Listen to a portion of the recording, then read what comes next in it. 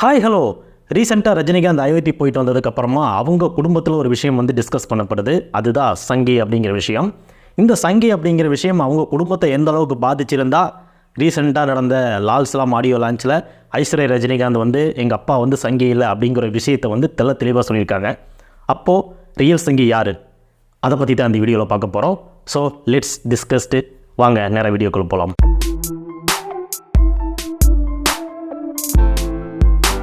அதுக்கு முன்னால் இந்த வீடியோ பார்த்துட்டு நீங்கள் சப்ஸ்கிரைப் பண்ணாமல் இருந்தால் இப்போவே சப்ஸ்கிரைப் பண்ணிக்கங்க. நீங்கள் சப்ஸ்கிரைப் பண்ணால் தான் எனக்கு தெரியும் இந்த மாதிரி இத்தனை பேர் பார்க்குறாங்க நம்ம சேனல் அப்படின்னு சொல்லிட்டு. அதனால் இன்னும் மேலும் மேலும் இந்த மாதிரி பல இன்ட்ரெஸ்டிங்கான கண்டென்ட்டை எடுத்து அதில் உண்மைத்தன்மையை ஆராய்ச்சி பண்ணி உங்களுக்கு கொண்டு வந்து சேர்க்குறது என்னோட வேலை. ஸோ இப்போவே சப்ஸ்கிரைப் பண்ணிட்டு லைக் பண்ணிட்டு இந்த வீடியோவை கண்டினியூ பண்ணுங்கள். காக்காக்கள் கதையில் வந்து நான் விஜயை சொல்லிட்டேன் அப்படின்னு சொல்லிட்டு நிறைய பேர் தப்பாக சொல்கிறாங்க. அது வந்து என் மனசு ரொம்ப பாதிச்சிருக்கு அப்படிங்கிற ஒரு விஷயத்தையும் வந்து இந்த ஆடியோ லான்ச்சில் சூப்பர் ஸ்டார் ரஜினிகாந்த் வந்து தெளிவுபடுத்தியிருக்காரு. சரி, இப்போ ஃபஸ்ட்டு வந்து இந்த சங்கிங்கிற விஷயம் வந்து ரஜினிகாந்தை எத்தனை நாளாக சொல்லிட்டு இருக்காங்க, எதுக்காக சொல்லிட்டு இருக்காங்கன்னு பார்ப்போம். ரஜினிகாந்த் வந்து ஆன்மீகத்தில் வந்து ரொம்ப வருஷமாக இருக்காரு. அப்போல்லாம் வந்து இந்த சங்கிங்கிற விஷயத்தை வந்து ரஜினிகாந்த் வந்து சொல்லலை. இப்போ ரீசெண்ட் பீரியடில் தான் வந்து ரஜினிகாந்தை சங்கி அப்படின்னு சொல்லிட்டு ட்விட்டர்லேயோ மற்ற சமூக வலைதளங்களையும் சொல்லிகிட்டு இருக்காங்க. அது எதுக்காகனா, அவர் வந்து ஃபஸ்ட்டு அரசியலுக்கு வர்றேன் அப்படிங்கிற சொன்ன விஷயமா இருக்கட்டும், அதுக்கப்புறமா பிஜேபிக்கு ஆதரவு நிலைப்பாடாக வந்து அவரோட கருத்துக்களை தெரிவிக்கப்பட்டதாக இருக்கட்டும், இந்த மாதிரி விஷயங்களுக்காகத்தான் தொடர்ந்து அவர் வந்து சங்கின்னு சொல்லி பதிவு பண்ணிகிட்டு இருக்காங்க சோசியல் மீடியாவில். பிஜேபி நிகழ்ச்சிகளில் ரஜினிகாந்த் ஏதாவது ஒரு விஷயங்களில் கலந்துக்கிட்டாருன்னா அவர் சங்கி அப்படிங்கிற ஒரு முத்திரையை வந்து பதிவு பண்ணிட்டு வர்றாங்க. ஏன்னா வந்து நம்ம சின்ன வயசுலேருந்தே நம்ம பார்த்துட்ருக்கோம், ரஜினிகாந்த் வந்து இமயமலைக்கு தொடர்ந்து இந்த ஆன்மீக பயணத்தை மேற்கொண்டு வந்துட்டுருக்காரு. அவர் வந்து ஆன்மீக கருத்துக்களை வந்து நிறையா ஆடியோ லான்ச்சிலே ஆகட்டும், சக்ஸஸ் விழாவிலையாகட்டும், எல்லா விழாக்களிலும் வந்து தன்னோட ஆன்மீக பதிவுகளை வந்து நிறைய ஷேர் பண்ணியிருக்காரு. அப்போல்லாமே வந்து சங்கின்னு வந்து அவர் சொல்லலை. இப்போ ரீசெண்ட் பீரியடில் தான் சங்கின்னு நம்ம சொல்லிகிட்ருக்கோம். ஏன்னா அவர் வந்து பிஜேபி பக்கம் நிற்கிறாரு அப்படிங்கிறதுக்காக. இதை வந்து தெளிவுபடுத்துறதுக்காகத்தான் ரஜினிகாந்த் வந்து இப்போ அவங்க மகளை வச்சு சொல்ல வந்த விஷயம், நான் வந்து சங்கி கிடையாது, நானாக தான் இருக்கேன், எனக்கு சங்கிங்கிற அடைமொழி வந்து எனக்கு கொடுக்காதீங்க அப்படிங்கிற மாதிரி ஒரு பகிரங்கமான ஸ்டேட்மெண்ட்டை தான் அவங்க பொண்ணை வச்சு சொல்லியிருக்காங்க அப்படிங்கிறது என்னோட கருத்தாக இருக்குது. இப்போ நம்ம ஒரு விஷயத்தை வந்து நம்ம தெளிவாக புரிஞ்சுக்கணும். டிஎம்கேல இருக்கிற நிறைய பேர் வந்து கோயிலுக்கு போகிறாங்க, சாமி கும்பிட்றாங்க, நிறைய பேர் ரொம்ப ஆன்மீக பக்திலையும் ஊறி இருக்காங்க, ஆனால் கட்சியில் இருக்காங்க. அதுக்காக அவங்களையும் நம்ம சங்கிங்கிற முத்திரை வந்து நம்ம குத்திட முடியாது. நம்ம ஒரு விஷயத்தை வந்து தெளிவாக புரிஞ்சுக்கணும். உண்மையான சங்கி யாருன்னா, ஒரு மத தலைவரோ இல்லை ஒரு கட்சியோட தலைவரோ வந்து அவங்க செய்கிற விஷயங்கள் தப்பாக இருக்குது, மக்களுக்கு எதிராக இருக்குது, நாட்டுக்கு எதிராக இருக்குது, நாட்டு மக்களுக்கு எதிராக இருக்குது, இந்த மாதிரி ஒரு விஷயங்கள் வந்து தொடர்ந்து அவங்க தப்பாக செய்யும்போது அந்த கொள்கையை வந்து அவங்க ஆதரிக்கிறதுக்காக ஒரு கூட்டம் வந்து எங்கள் தலைவர் என்ன செஞ்சாலும் சரிதா, எங்கள் தலைவர் கொடுக்குற எல்லா கொள்கை கரெக்டு தான், அவங்க எடுக்கிற முடிவுகள் சரிதா அப்படின்னு சொல்லி அந்த தப்பான முடிவுகளை ஆதரிக்கிற ஒரு கூட்டம் தான் வந்து சங்கி. அது வந்து எல்லா மதத்துலேயும் இருக்குது. தொடர்ந்து வந்து அவங்க வந்து சங்கிகளாக தான் இருப்பாங்க. நாட் ஒன்லி இந்த மதம், எல்லா மதத்துலேயும் இந்த மாதிரி ஒரு கூட்டம் வந்து இருந்துகிட்டே இருக்குது. தப்பான நிலைப்பாடுகளாக ஆதரிக்கிற கூட்டம் வந்து, தப்பை தட்டி கேட்கக்கூடிய கூட்டம் வந்து திருப்பி வந்து அந்த தவறான கருத்துக்களை ஆதரிக்கிறதும் மற்றவங்களை வந்து ஆதரிக்க சொல்கிறதும், இந்த மாதிரி ஒரு கூட்டம் தான் வந்து சங்கின்னு இப்போ நம்ம தெரிஞ்சுக்க முடியும். அப்படி இருக்கும்போது ரஜினிகாந்த் பேர் ஏன் இதில் அடிபடுது அப்படிங்கிற ஒரு விஷயத்தையும் இப்போ நம்ம ஷார்ட்டாக பார்க்கலாம். ரஜினிகாந்த் படங்களை நம்ம தமிழ்நாட்டுக்காரங்க மட்டும் பார்க்குறதில்ல, தெலுங்குக்காரங்க மட்டும் பார்க்குறதில்ல, கேரளா ஹிந்தி எல்லா லாங்குவேஜ்லேயும் வந்து ரஜினிகாந்தை வந்து பார்க்குறாங்க. அப்படி இருக்கும்போது அவர் வந்து குறிப்பிட்ட ஒரு மதத்துக்கு வந்து ஆதரவு கொடுக்குறாரு அப்படிங்கிறது நாம் நினைக்கிறது வந்து தவறான விஷயம். ஏன்னா வந்து அவரை வந்து ஹிந்தி பேசுகிறவங்களுக்கு தெரியும், சைனாக்காரங்க கூட ரஜினி பற்றி தெரிஞ்சு வச்சுருக்கான். அதுக்காக நம்ம வந்து ஒரு குறிப்பிட்ட ஒரு மதத்துக்கு கீழே வந்து அவர் வந்து சங்கின்னு சொல்லி கொச்சப்படுத்துறது வந்து சரியான முடிவு கிடையாது. உலக அளவில் சூப்பர் ஸ்டார் இருக்கிற ஒருத்தரை வந்து எல்லாரும் தன்னோட பக்கம், தன்னோட கட்சிக்கு கீழே, தன்னோட மதத்துக்கு கீழே, தங்களோட சார்புக்கு கீழே கொண்டு வரணும் தான் நினைப்பாங்க. அப்படி ஒரு சில விஷயங்களில் வந்து அவர் வந்து தவறுதலாக கூட சில விஷயங்கள் பேசியிருக்கலாம், நடந்திருக்கலாம். அதுக்காக வந்து ஒரு குறிப்பிட்ட கொள்கைக்குள்ளதாக அவர் இருக்கார் அப்படின்னு சொல்லி அவருக்கு வந்து நம்ம முத்திரை கொடுத்தது வந்து தப்பான விஷயம்தான். இப்போ இதுக்கு ஒரு சின்ன எக்ஸாம்பிள் நம்ம சொல்லணும்னா, ரஜினிகாந்த் வந்து எல்லா மதத்துலேயும் வந்து ஃபாலோ பண்ணுறவங்க நிறைய பேர் இருக்காங்க. கிறிஸ்டின்ஸும் ஃபாலோ பண்ணுறாங்க, முஸ்லீம்ஸும் ஃபாலோ பண்ணுறாங்க, நம்ம இந்துக்களும் ஃபாலோ பண்ணுறாங்க. அப்படி இருக்கும்போது வந்து ரஜினிகாந்த் முழுக்க இந்து மதத்துக்கு கீழே தான் இருக்கார். அவர் வந்து ஒரு சங்கி, அவர் வந்து பிஜேபி நிலைப்பாடு அப்படிங்கிற சொல்கிற விஷயங்கள்லாம் தப்பான விஷயங்கள். ஏன்னா வந்து அவர் டிஎம்கேக்கும் சப்போர்ட்டாக இருந்திருக்காரு, நிறைய கட்சிக்கும் போயிட்டு பேசியிருக்காரு, அந்த கட்சிகளோட டிஸ்கஸ் பண்ணியிருக்காரு. அதனால் வந்து அவர் வந்து பிஜேபி தான், அவர் சங்கி தான் அப்படின்னு சொல்லி முடிவு பண்ணுறது வந்து எவ்வளோ பெரிய தப்பான விஷயங்கிறத நீங்கள் புரிஞ்சுக்கோங்க. இப்போ உதாரணத்துக்கு இந்த லால் சலாம் படத்தையே வச்சுக்கலாம். இந்த லால் சலாம் படத்தில் வந்து அவர் வந்து ஒரு முஸ்லீம் கேரக்டர் தான் வந்து ப்ளே பண்ணியிருக்காரு.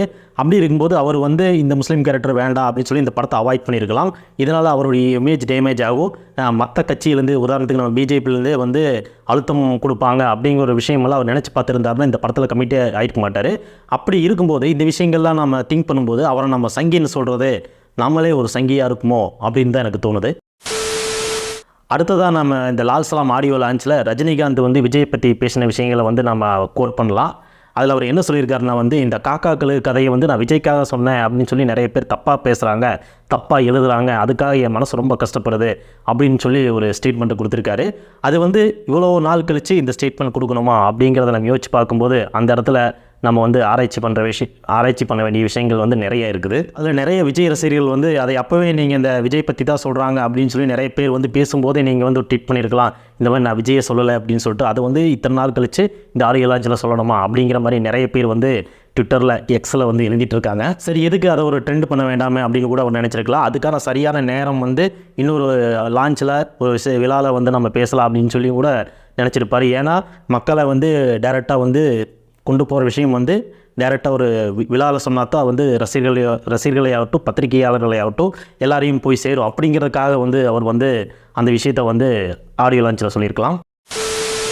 விஜய் வந்து நான் சின்ன வயசுலேருந்து பார்த்துட்ருக்கேன். அவரோட அப்பா கூட ஒர்க் பண்ணும்போது அவர் சின்ன பையன், அப்பா வந்து அவரை வந்து இன்ட்ரடியூஸ் பண்ணி வச்சாங்க. அந்த டைம்லேருந்தே நான் விஜய் வாட்ச் பண்ணிட்டுருக்கேன். அப்புறம் படத்தில் வந்ததாகட்டும், அதுக்கப்புறமா அவர் வந்து டிசிப்ளினாக இருந்து அடுத்தடுத்த லெவலில் ரொம்ப கஷ்டப்பட்டு மேலே வந்திருக்காரு. அப்படி இருக்கிற சூழ்நிலையில் வந்து அவர் வந்து நான் போட்டியாக வந்து நினைக்கல, அப்படின்னு நான் அவரை போட்டியை நினச்சா அது வந்து எனக்கு கேவலம். அதே மாதிரி விஜய் வந்து ரஜினி தான் நம்ம போட்டியாளர் அப்படின்னு நினச்சாருன்னா அது வந்து அவருக்கு வந்து கேவலம், அவருக்கு வந்து மரியாதை இல்லை அது அப்படின்னு சொல்லியிருக்காரு. அது எதுக்காகனா யாருக்கும் யார் வந்து போட்டி கிடையாது.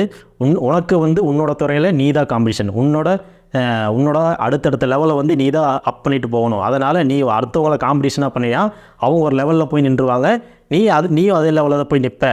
அதனால் அதுக்கு மேலே நீ போக மாட்டே. அதனால் உன்னை நீயே காம்படிஷனாக நினச்சிக்கோ, உன்னோட டார்கெட்டை வந்து முறியடித்து அடுத்த டார்கெட்டுக்கு உன்னோட இலக்கை வை அப்படிங்கிற விஷயத்தை தான் அவர் வந்து ஷார்ட்டாக சொல்லியிருக்காரு. இது வந்து தப்பான விஷயம் கிடையாது. அதனால் விஜய் வந்து தன்னோட போட்டியாளர் வந்து ரஜினிகாந்த் இல்லை, அதுக்கு மேலே இலக்கு வந்து பெருசாக இருக்குது அப்படிங்கிற மாதிரி சொல்லிட்டாரு. அதே மாதிரி ரஜினிகாந்த் வந்து என்னோடய போட்டியாளர் வந்து விஜய் இல்லை, எனக்கு நானே போட்டியாளர் அப்படிங்கிற மாதிரி அவரும் வந்து சொல்லிட்டாரு. இதனால் இந்த பிரச்சனைகள் வந்து சார்ட் அவுட் ஆகிடுச்சு. இதை வந்து ஊதி பெருசாக இருக்கிறது யூடியூபர்ஸோட கையிலையும் அதே மாதிரி இந்த பத்திரிக்கையாளர் கையில் தான் இருக்குது. இந்த விஷயமும் இன்னும் அடுத்த ஒரு வாரத்துக்கு ஓடிட்டுருக்கோம். அது போக இவங்க சொல்கிற விஷயங்களை விட சாமானியான மக்கள், வெகுஜன மக்கள் வந்து எக்ஸல் வந்து பொழந்து போடுவாங்க அப்படிங்கிறது நம்ம ஆவலாக வெயிட் பண்ணி பார்க்கலாம், என்னென்ன விஷயங்கள் எழுதுகிறாங்க அப்படின்ட்டு. அப்போ தான் வந்து இந்த மாதிரி ஒரு மக்களோட நிலைப்பாடு எந்த அளவுக்கு இருக்குது அப்படிங்கிறத வந்து நம்ம தெரிஞ்சுக்க முடியும். இதிலிருந்து நம்மளுக்கு ஒரு விஷயம் என்ன தெரியுதுன்னா, அந்த சங்கிங்கிற கேரக்டர் வந்து ரொம்ப ஆபத்தான கேரக்டர் அப்படிங்கிறது வந்து சூப்பர் ஸ்டார் ரஜினிகாந்த் வீட்லேயே வந்து தெளிவாக தெரிஞ்சனால தான் அவங்க பொண்ணு வந்து தன்னோட அப்பா வந்து சங்கி இல்லை அப்படின்னு சொல்லிட்டு இந்த ஆடியோ லான்ச்சில் மக்கள் முன்னிலையில் சொல்லிட்டாங்க. அப்போ நம்மளும் சாதாரணமான வெகுஜனமான மக்கள்லாம் புரிஞ்சிக்க வேண்டியது வந்து இந்த சங்கிங்கிறது எவ்வளோ பெரிய ஆபத்தான சூழ்ச்சமும் நிறைந்த ஒரு கூட்டம் அப்படிங்கிறத வந்து நம்ம தெரிஞ்சுக்கலாம். ஸோ நீங்கள் இந்த 2 விஷயங்களை பற்றி என்ன நினைக்கிறீங்க அப்படிங்கன்னு சொல்லிட்டு உங்களோட கமெண்ட்டுகளை வந்து கமெண்ட் பாக்ஸில் பதிவு பண்ணுங்கள். நான் வெயிட் பண்ணிட்டு இருக்கேன். உங்களோட ஒவ்வொரு கமெண்ட்டும் எனக்கு முக்கியம். அதே மாதிரி நிறைய பேர் என்னோடய வீடியோஸ்லாம் பார்க்குறீங்க, வந்துட்டு போகிறீங்க, ஆனால் யாரும் சப்ஸ்கிரைப் பண்ண மாட்டேங்கிறீங்க. அதனால் தயவு செஞ்சு சப்ஸ்கிரைப் பண்ணிக்கோங்க. நீங்கள் சப்ஸ்கிரைப் பண்ணுற ஒவ்வொரு சப்ஸ்கிரைபரும் எனக்கு முக்கியம். தொடர்ந்து நீங்கள் என்னோடய வீடியோ பார்க்குறதுனால எனக்கு ஒரு இன்ட்ரெஸ்ட்டு, நம்மளை வந்து இத்தனை பேர் பார்க்குறாங்க, நம்ம மக்களுக்கு, நம்ம சப்ஸ்கிரைபருக்கு வந்து நல்ல விஷயங்களை கொண்டு வந்து சேர்த்தணும், ஒரு விஷயத்தை வந்து தெளிவாக ஆராய்ச்சி பண்ணி அதில் இருக்கிற உண்மைத்தன்மையை வந்து நம்ம விளக்கணும் அப்படிங்கிறதா நம்ம சிலந்தி ரிவ்யூஸ் சேனலோட ஒரு முன்னெடுப்பு. அதை வந்து உங்கள்கிட்ட கொண்டு வந்து சேர்த்துறது என்னோட வேலை. அதனால் தயவு செஞ்சு சப்ஸ்கிரைப் பண்ணிட்டு இந்த வீடியோ பாருங்கள். இந்த வீடியோ உங்களுக்கு பிடிச்சிருந்தால் மறக்காமல் லைக் பண்ணுங்கள், ஷேர் பண்ணுங்கள், சப்ஸ்கிரைப் பண்ணுங்கள். நீங்கள் இந்த சேனலுக்கு புதுசாக வந்திருந்தால் மறக்காமல் சப்ஸ்கிரைப் பண்ணிட்டு பெல் பட்டனை கிளிக் பண்ணி வச்சுக்கோங்க. அப்போ தான் நான் போடுற ஒவ்வொரு தெளிவான வீடியோவும் உங்களை குயிக்காக வந்து ரீச் ஆகும். நன்றி, வணக்கம்.